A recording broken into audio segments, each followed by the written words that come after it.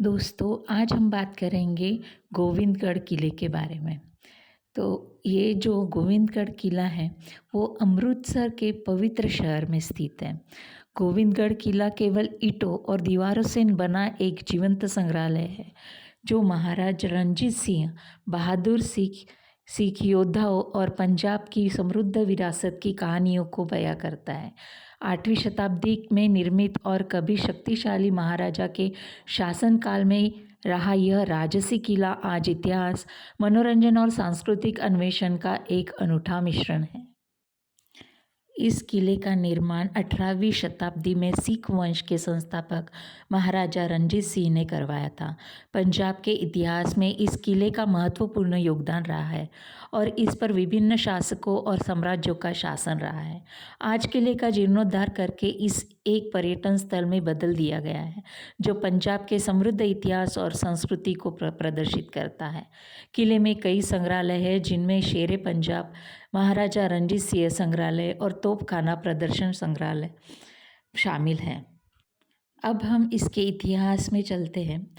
तो इसके इतिहास में अर्ली पीरियड में 1760 टू 70 के दशक में यह किला गुजर सिंह किला के नाम से जाना जाता था और भांगी मिसल के शासकों के अधीन था। महाराजा रणजीत सिंह के शासन में 1805 में महाराजा रणजीत सिंह ने इस पर कब्जा कर लिया और इसे और मजबूत किया। उन्होंने इसका नाम सिखों के 10वें गुरु गुरु गोविंद सिंह के नाम पर बदलकर गोविंदगढ़ रखा। इस किले में महाराजा का खजाना, शास्त्रागार और अन्य महत्वपूर्ण चीज़ें रखी जाती है। बाद में यह किला ब्रिटिश ईस्ट इंडिया कंपनी और फिर भारतीय सेना के अधीन रहा, जिसने इसे 261 सालों तक संभाला। काफ़ी जीर्णोद्धार के बाद यह ऐतिहासिक धरोहर 10 फरवरी 2017 को पंजाब के लोगों और पर्यटकों के लिए खोल दी गई। अब हम जानते हैं कि गोविंदगढ़ किले की वास्तुकला की कैसी है। पंजाब के अमृतसर में स्थित गोविंदगढ़ किला अपनी विशाल वास्तुकला के लिए जाना जाता है और देखने लायक एक अद्भुत जगह है। किले की नींव चोकर के है, जिसके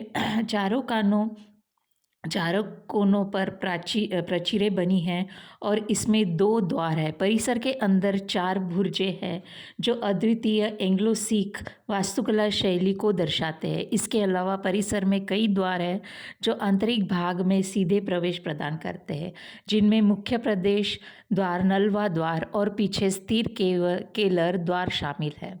किले के चारों ओर एक गहरी खाई है, जो बीते युग में इसकी ऐतिहासिक सुरक्षा का प्रमाण है। किले की वास्तुकला के बारे में सबसे रोचक तथ्यों में से एक लंबी सुरंग है, जिसके बारे में माना जाता है कि यह पाकिस्तान के लाहौर तक जाती है।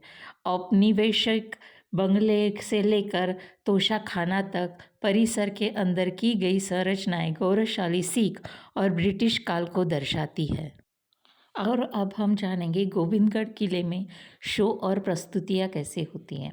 गोविंदगढ़ किला अब अमृतसर का एक महत्वपूर्ण पर्यटन स्थल बन गया है, जिसका श्रेय प्रतिदिन आयोजित होने वाले अनेक जीवंत, अत्याधुनिक और आकर्षक शो और प्रस्तुतियों के लिए जाना जाता है। यहाँ का सबसे लोकप्रिय शो विस्परिंग बॉल्स है, जिसे लाइट एंड साउंड शो के नाम से भी जाना जाता है।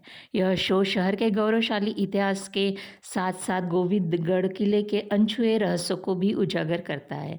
पर्यटकों को यहाँ देखने को मिलने वाला एक अन्य रोमांचक शो शेरे पंजाब है। प्रसिद्ध अंतर्राष्ट्रीय फिल्म निर्देशक केतन मेहता द्वारा निर्देशित यह 7 डे लाइव शो महाराजा रणजीत सिंह के जीवन काल को दर्शाता है और मनोरंजन स्क्रिप्ट के माध्यम से दर्शकों को मंत्रमुग्ध कर देता है। गोविंदगढ़ किले के लेज़र शो के समय पर कोई प्रतिबंधित नहीं है, इसलिए अब आप वीआर शो भी देख सकते हैं, जो आपको इस भव्य किले के निर्माण काल से लेकर अब तक के इतिहास में से रूबरू कराएगा। यदि आप अमृतसर के जीवंत संस्कृति का अनुभव करना चाहते हैं, तो स्पिरिट ऑफ पंजाब इस किले में देखने के लिए सबसे अच्छा लाइव शो है। दोस्तों, अगर आप यहाँ पे विज़िट देना चाहते हैं तो अमृतसर में गोविंदगढ़ किले की यात्रा करने का सबसे अच्छा समय अक्टूबर से मार्च के बीच सर्दियों का होता है। इस दौरान मौसम सुहाना रहता है और तापमान 5 डिग्री से 20 डिग्री के बीच रहता है।